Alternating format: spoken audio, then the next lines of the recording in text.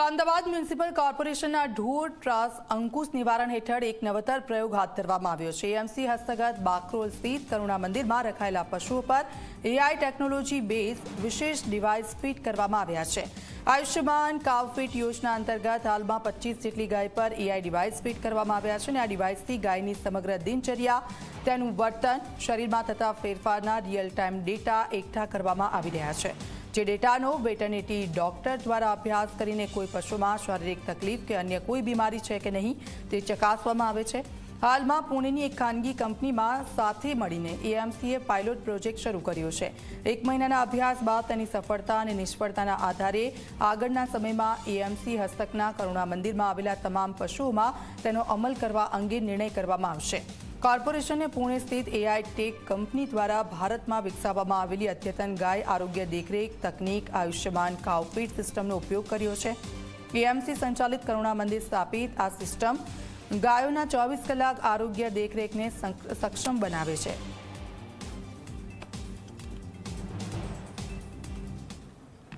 શહેરમાંથી રખડતા પશુઓ પકડી અને કરુણા મંદિરમાં રાખવામાં આવે છે, જેઓનો ઘાસચારો, પાણી, તબીબી સારવાર, દેખરેખ જેવી તમામ સુવિધા અહીંયા પૂરી પાડવામાં આવે છે।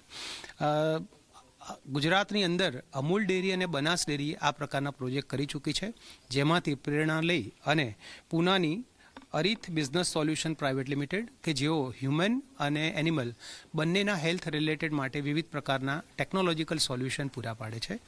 આ પ્રોડક્ટનું નામ આયુષ્યમાન કાવ ફિટ એક સિસ્ટમ છે કે જેના દ્વારા ગાયના ગળામાં 7,500ની કિંમતનો એક બેલ્ટ અને ડિવાઇસ ફિટ કરીને પહેરાવવામાં આવે છે।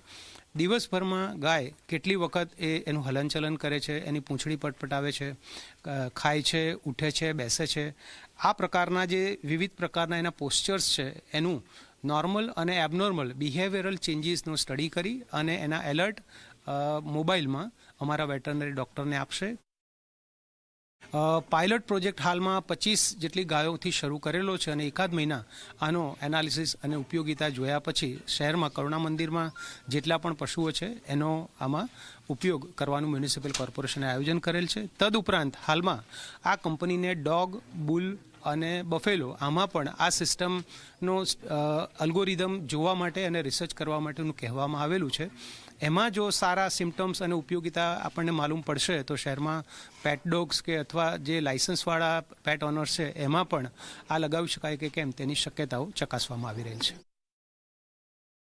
અમદાવાદ મ્યુનિસિપલ કોર્પોરેશનના સીએનસીડી વિભાગ દ્વારા પોતાના હસ્તકના કરુણા મંદિર એટલે કે જ્યાં રખડતા ઢોરોને લાવીને રાખવામાં આવેલા છે તેવા સ્થળ ઉપર એક નવતર અભિગમ પાયલટ પ્રોજેક્ટ શરૂ કરવામાં આવ્યો છે। હાલ આપ જોઈ શકો છો આ પશુના ગળામાં વિશેષ પ્રકારનો બેલ્ટ પહેરાવવામાં આવ્યો છે અને સાથે જ તેની બેલ્ટની ઉપર એક ખાસ ડિવાઇસ પણ લગાવવામાં આવ્યું છે।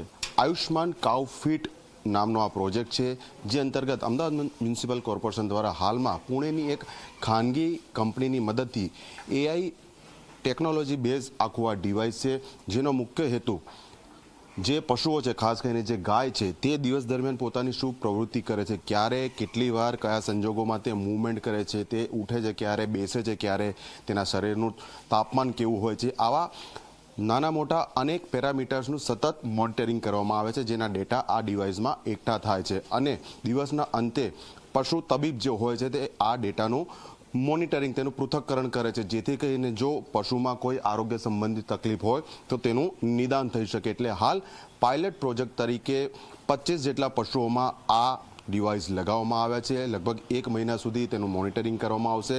ડેટાનો એનાલિસિસ કર્યા બાદ શું સફળતા મળે છે તેના આધારે આગામી સમયમાં એએમસી સંચાલિત કરુણા મંદિરમાં જેટલા પણ આવા પશુઓ છે કે જેને રખડતા ઢોર તરીકે અહીંયા લાવવામાં આવ્યા હતા અને હાલમાં તેની સાર સંભાળ રાખવામાં આવી રહી છે તેમનામાં લગાવવામાં આવશે।